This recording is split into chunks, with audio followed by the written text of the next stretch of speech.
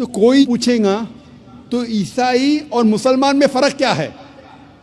فرق یہ ہے کہ اکثر عیسائی یہ مانتے ہیں اور یہ سمجھتے ہیں کہ عیسیٰ علیہ السلام نے خدائی کا دعویٰ کیا. اکثر عیسائی یہ مانتے ہیں کہ عیسیٰ علیہ السلام خدا تھے. جب ہم عیسائی مذہب کی کتاب کا مطالعہ کرتے ہیں جو ہے بائبل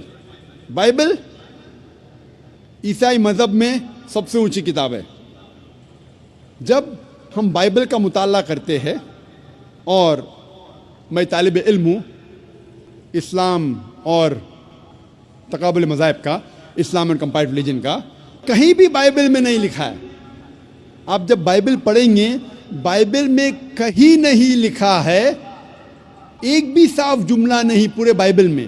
آپ پورے بائبل کا مطالعہ کرو، آپ کو پورے بائبل میں ایک بھی صاف جملہ نہیں ملے گا جو بنا شبہ وداؤٹ ڈاؤٹ ایک بھی جملہ نہیں ملے گا جس میں عیسیٰ علیہ السلام خود کہتے ہیں کہ میں خدا ہوں یا میری عبادت کرو.